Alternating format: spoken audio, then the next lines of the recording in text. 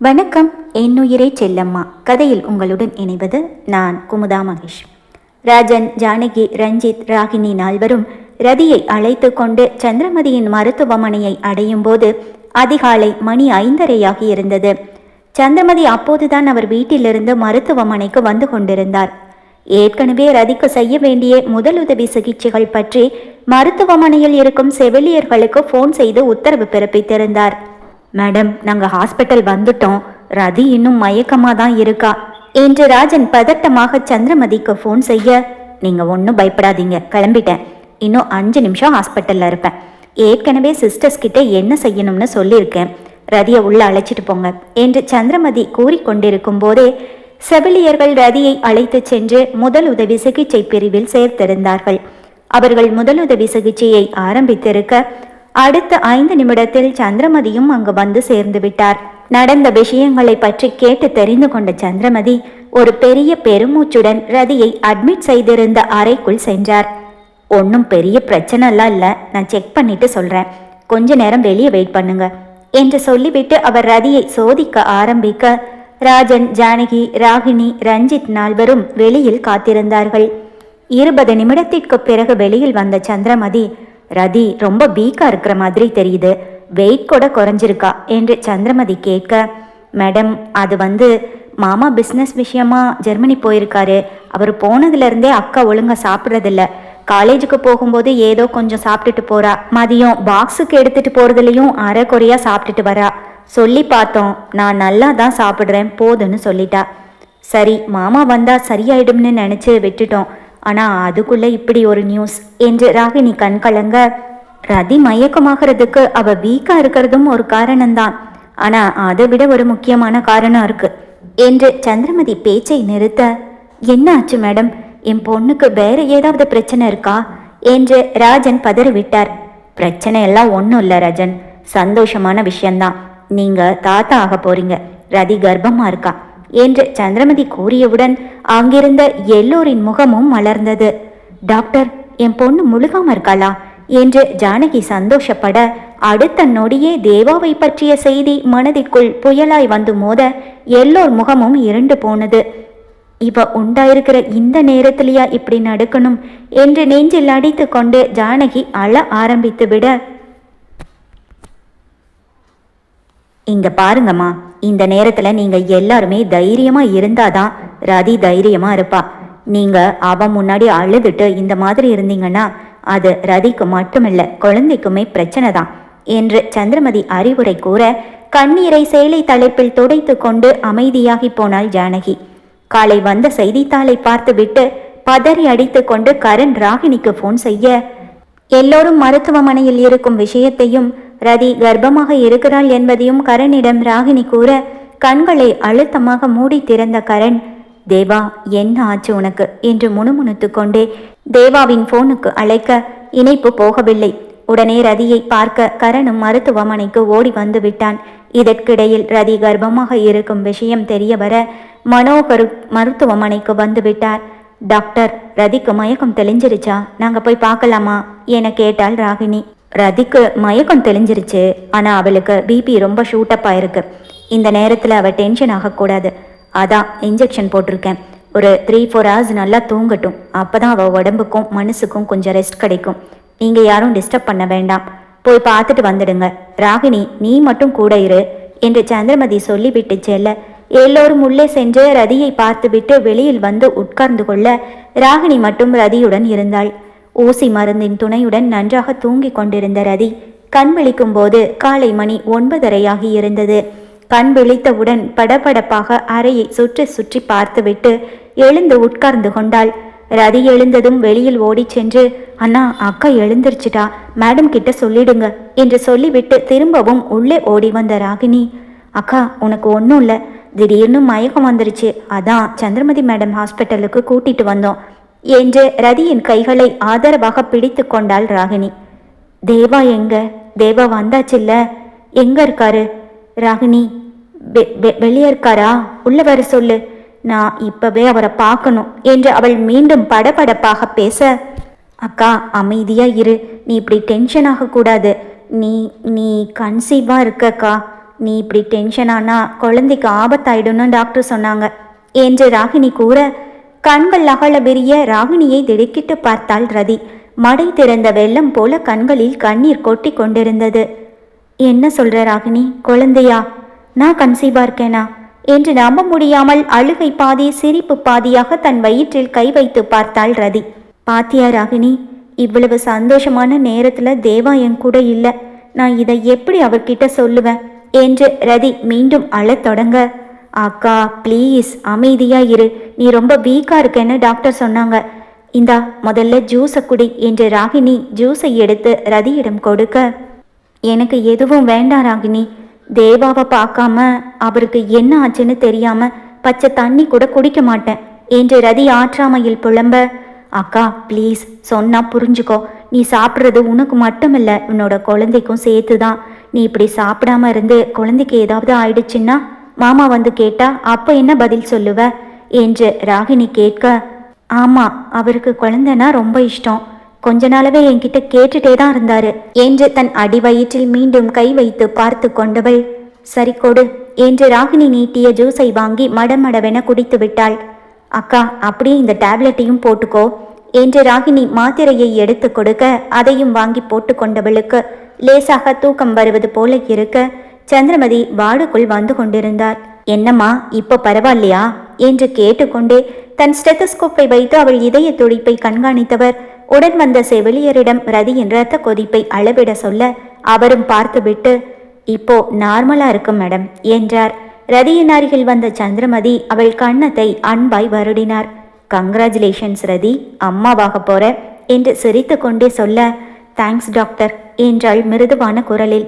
Juice குடிச்சிட்டு மாத்திரை போட்டுக்கிட்டியா என சந்திரமதி கேட்க, போட்டுட்டேன் டாக்டர், தேவா வந்துடுவாரு, நான் கன்சீவா இருக்கிற விஷயம் தெரிஞ்சா ரொம்ப சந்தோஷப்படுவாரு என்று ரதி சொல்ல, அவளுக்கு என்ன பதில் சொல்வது என்று தெரியாமல் நின்ற சந்திரமதி, சரிம்மா இன்னும் கொஞ்ச நேரம் நல்லா தூங்கி ரெஸ்ட் எடு, நான் அப்புறம் வந்து உன்னை பார்க்குறேன் என்று சொல்லிவிட்டு சென்றுவிட, அருகில் இருந்த தொலைக்காட்சி பெட்டியை கவனித்த ரதிக்கு அதிகாலை செய்தியில் பார்த்த விஷயம் ஞாபகத்திற்கு வர கண்கள் மீண்டும் கலங்கியது. அவசர அவசரமாக தன் மொபைல் போனை தேடினாள்.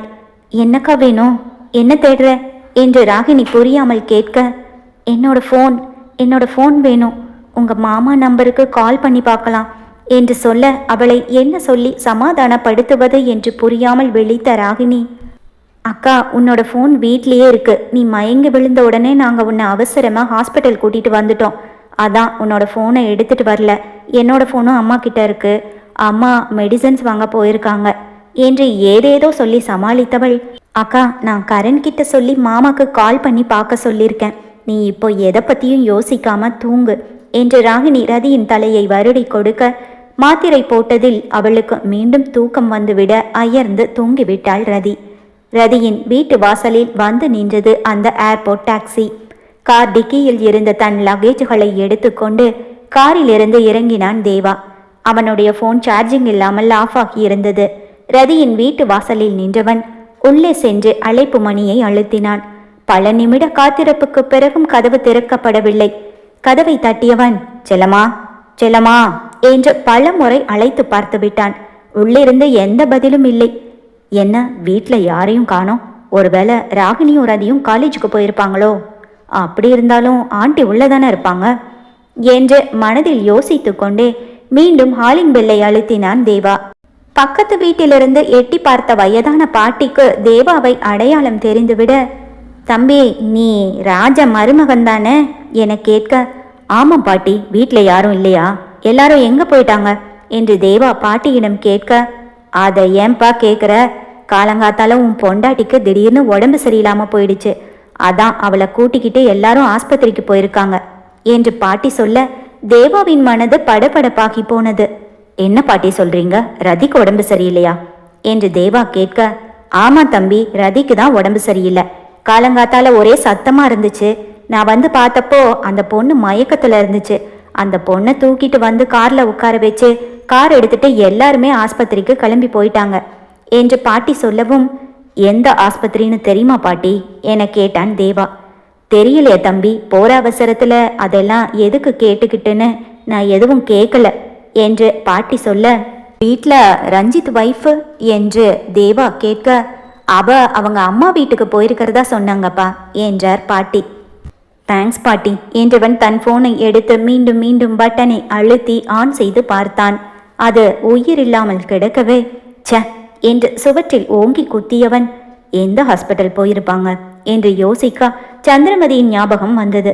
கண்டிப்பா சந்திரமதி மேடம் ஹாஸ்பிட்டலுக்கு தான் போயிருப்பாங்க என்று தன் லக்கேஜுகளை வீட்டின் போர்ட்டிகோவில் ஓரமாக வைத்துவிட்டு ஆட்டோ பிடித்து அடுத்த 15 நிமிடத்தில் மருத்துவமனையை அடைந்தான் தேவா. ரதியின் அப்பாவோ அண்ணனோ கண்ணில் படுகிறார்களா என்று தன் கண்களை சுழல விட்டு கொண்டே தேவா மருத்துவமனைக்குள் நுழைய, மருத்துவமனை வளாகத்திற்குள் இருந்த மெடிக்கல் ஷாப்பில் நின்று கொண்டிருந்தான் ரஞ்சித். அவனை பார்த்ததும் ரஞ்சித் என்று ஓடி வந்த தேவா, ரஞ்சித், ரதிக்கு என்னாச்சு, எதுக்கு ஹாஸ்பிட்டல் வந்தீங்க என்று பதட்டமாய் கேட்க, தன் கண் முன் நிற்பவனை நம்ப முடியாமல் ஒரு கணம் அதிர்ந்து பார்த்த ரஞ்சித், தேவா நீ வந்துட்டியா, நேற்று நீ கிளம்பின ஃப்ளைட் கிராஷ் ஆயிடுச்சுன்னு நியூஸில் வந்துச்சே என்று ரஞ்சித் படப்படப்பாய் கேட்க, ஓ அதுவா, நானும் ரோகனும் கிளம்புற நேரத்தில் புதுசாக ஒரு எக்ஸ்போர்ட் ஆர்டர் விஷயமா என்கிட்ட பேசணும்னு ஒரு கம்பெனி வந்தாங்க. அதான் கடைசி நேரத்தில் அந்த ஃப்ளைட்டை கேன்சல் பண்ணிவிட்டு மீட்டிங் முடிஞ்சு 2 பேரும் அடுத்த ஃப்ளைட்டில் வந்தோம். மீட்டிங்கில் இருந்ததால் கால் பண்ண முடியல.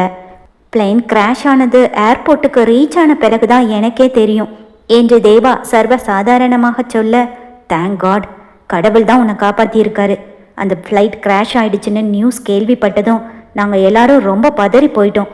உனக்கு என்ன ஆச்சு ஏதா ஆச்சுன்னு தெரியல, ஃபோன்லேயும் கான்டாக்ட் பண்ண முடியல. இந்த விஷயம் கேள்விப்பட்ட உடனே ரதி துடிச்சு போயிட்டா. நியூஸ் சேனலை பார்த்துட்டு உடனே மயங்கி விழுந்துட்டா. என்ன செஞ்சாலும் மயக்கம் தெரியலை. அதான் ஹாஸ்பிட்டல் கூட்டிகிட்டு வந்து அட்மிட் பண்ணினோம்.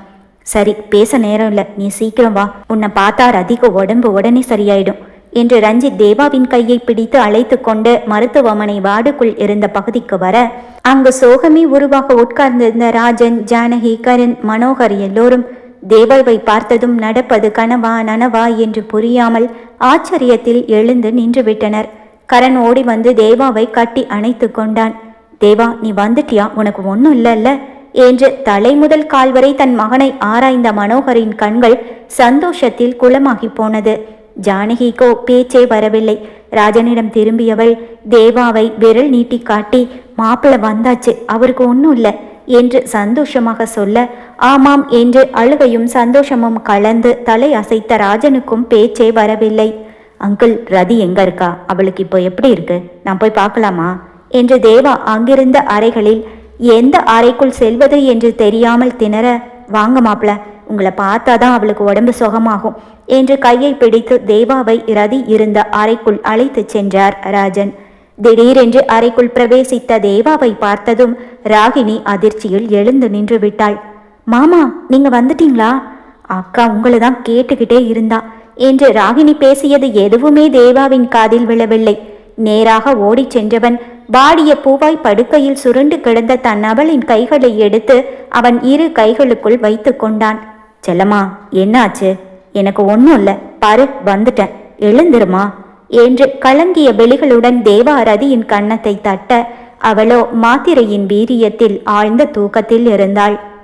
என்ன ஆச்சு ராகினி, ஏன் ரதி எழுந்திருக்கவே மாட்டேங்கிறா, இன்னும் மயக்கம் தெரியலையா என்று தேவா பதைப்புடன் கேட்க, இல்லை மாமா, மயக்கம்லாம் தெளிஞ்சிருச்சு, அக்கா நல்லா தூங்கி ரெஸ்ட் எடுக்கணும்னு சொல்லி சந்திரமதி மேடம் மாத்திரை கொடுத்தாங்க, அதை போட்டதுலேருந்து நல்லா தூங்கிட்டு இருக்கா.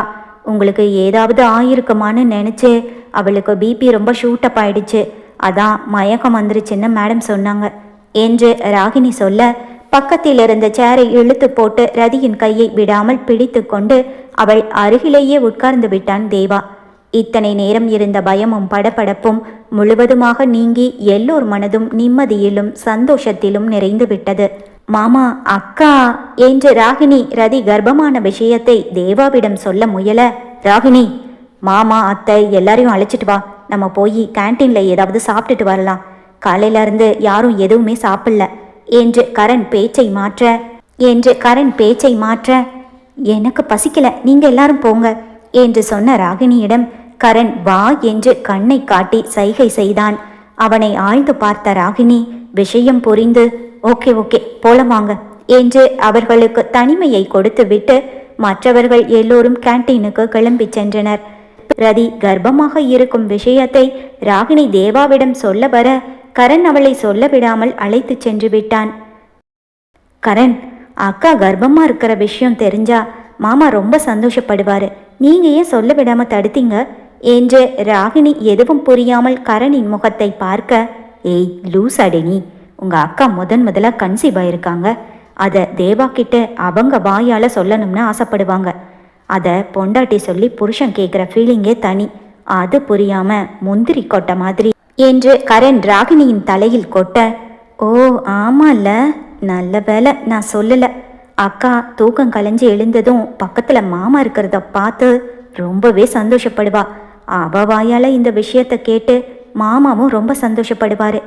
நீங்க சொன்னது கரெக்டு தான் என்று ராகினி சொல்ல, அதுக்கு தான் சொன்னேன், நீங்க எல்லாரும் அவசரப்படாம பொறுமையா உட்காந்து சாப்பிடுங்க. அவங்க 2 பேரும் தனியா கொஞ்ச நேரம் இருக்கட்டும், நம்ம கொஞ்சம் லேட்டாவே போலாம் என்று கரண் சொல்ல, சரி சரி என்று மகிழ்வுடன் தலையை ஆட்டினாள் ராகினி. பிடித்திருந்த ரதியின் கைகளை விடாது அவளையே பார்த்து அவள் கண் விழிக்கும் தருணத்தை எதிர்பார்த்து காத்து கிடந்தான் தேவா. ஏய் செல்லம்மா, என் உயிரடி, நீ கண்ணை திறந்து பாரு, நான் வந்துட்டேன். உன்னை விட்டுட்டு நான் எங்கேயும் போக மாட்டேன். தேவா பேசிய வார்த்தைகள் தூக்கத்தில் இருந்த ரதிக்கு எங்கோ ஆழ்கிணற்றிலிருந்து பேசும் வார்த்தைகள் போல அவள் செவிப்பறையில் வந்து மோதியது. தேவா எவ்வளவு பேச்சு கொடுத்து பார்த்தான். ரதியின் தூக்கம் களையவில்லை. அவள் கையை பிடித்து தன் நெற்றியில் வைத்து கொண்டு அப்படியே அவனும் கண்மூடி உட்கார்ந்திருக்க, சிறிது நேரத்தில் தூக்கம் கலைந்து மெதுவாக தன் கண்களை விரித்தாள் ரதி. அவள் கையை தன் கையோடு சேர்த்து பிடித்து நெற்றியில் வைத்து தலை கவிழ்ந்து கண்களை மூடி அருகில் உட்கார்ந்திருந்தவனை ஏறிட்டு பார்த்தாள் பாவை.